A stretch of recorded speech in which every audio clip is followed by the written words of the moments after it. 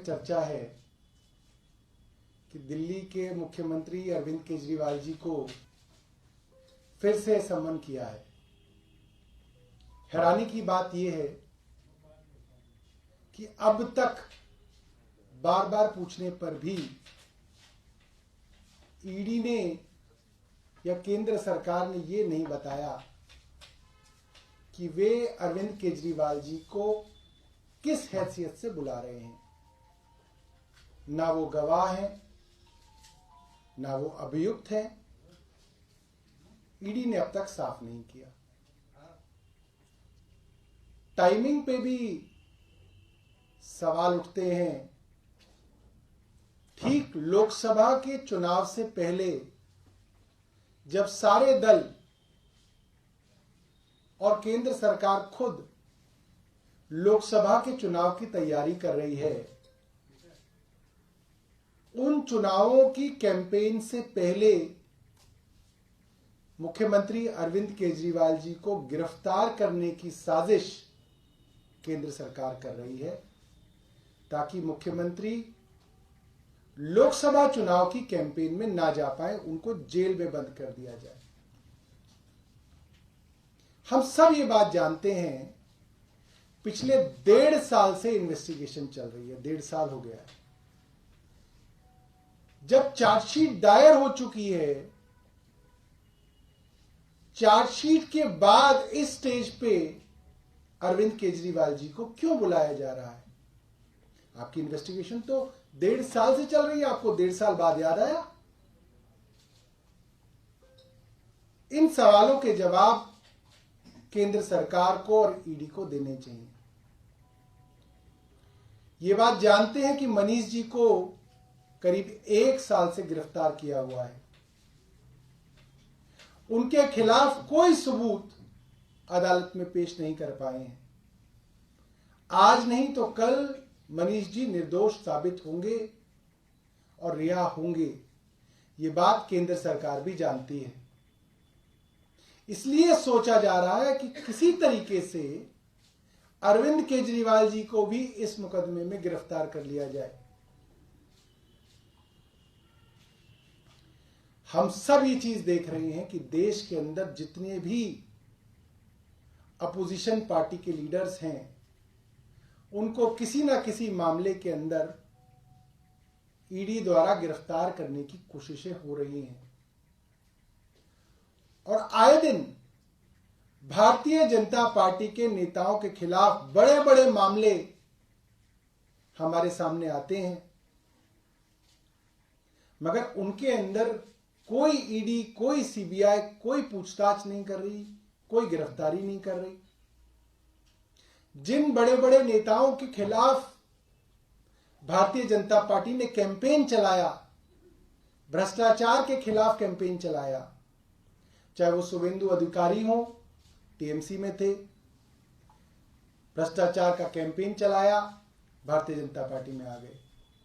मुकुल रॉय हो, कैंपेन चलाया गया, कहा गया मुकदमे किए जाएंगे, वो भी भारतीय जनता पार्टी में आ गए, सब मामले समाप्त हो गए। हेमंत बिस्व शर्मा हो, पेमा खंडू हो, नारायण राणे हो, छगन भुजबल हो, अजीत पवार हो, प्रफुल्ल पटेल हो, जो जो लोग भारतीय जनता पार्टी में आते जा रहे हैं, उनके खिलाफ फिर मामले सुनाई देने बंद हो जाते हैं। ये पूरा का पूरा मामला राजनीतिक है और अरविंद केजरीवाल जी को लोकसभा की कैंपेन से रोकने के लिए प्रायोजित है। धन्यवाद। तो पूरी की पूरी राजनीति चल रही है, कानून से काम चल ही कहाँ रहा है? ऐसा कानून कहीं देखा है आपने कि जो आदमी एक्यूज्ड हो, ईडी सीबीआई के मुकदमे चल रहे हों, वो आदमी भारतीय जनता पार्टी में आ जाए और फिर सारे मामले खत्म हो जाए? ये कानून में कहाँ लिखा है? मुझे तो इस देश का कानून ऐसा नहीं मालूम कि ऐसा था। और मैं तो आपको एक नहीं दर्जनों उदाहरण दे रहा हूं। सीबीआई ईडी के मुकदमे हुए, पूरी की पूरी भारतीय जनता पार्टी की कैंपेन चली और वो फिर भारतीय जनता पार्टी में आ गए, उनके यहां उप मुख्यमंत्री बन गए, उनके यहां मुख्यमंत्री बन गए और फिर वो सारे के सारे मामले शांत हो गए। तो कानून, मुझे नहीं मालूम कि ऐसा कानून कौन से देश के अंदर है। सौरभ जी, आप जांच में संयोग की बात कह रहे हैं, लेकिन जांच में संयोग होगा कैसे जब आप जाएंगे ही नहीं? अगर पेश होंगे तभी तो जांच में संयोग एक तरीके से कड़ी माना जाता है। जांच में सहयोग का मतलब ये नहीं है कि आप पकड़ पकड़ के लोगों को जेल में जब बंद कर दें और हम जांच के अंदर सहयोग कर रहे हैं। भाई, आपने जितनी जानकारी पार्टी से मांगी, पार्टी ने दे दी। आपने पार्टी के ट्रेजरर साहब को बुलाया, जितनी भी पैसे से संबंधित जानकारियां हैं वो उनके सामने रख दी गई। आपको और कोई पार्टी से जानकारी मांग लीजिए, आप मांग लीजिए। पार्टी के अकाउंट्स तो सारे बैंक्स के अंदर हैं। सारी जानकारी जो है ईडी इतने 1.5 साल से पूछताछ कर रही है। एक एक आदमी को बुला के उन्होंने पूछताछ कर लिया। पोस्टर लगाने वाले आदमी तक को पकड़ के उन्होंने पूछताछ कर ली। और कितनी जांच करेंगे?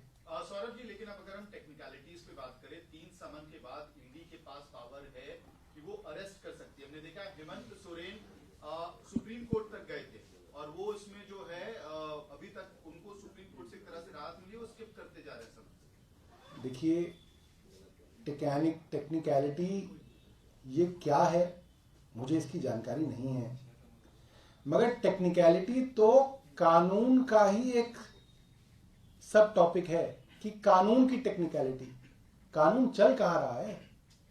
कानून होता तो भारतीय जनता पार्टी में शामिल होने के बाद भी कानून अपना काम कर रहा होता।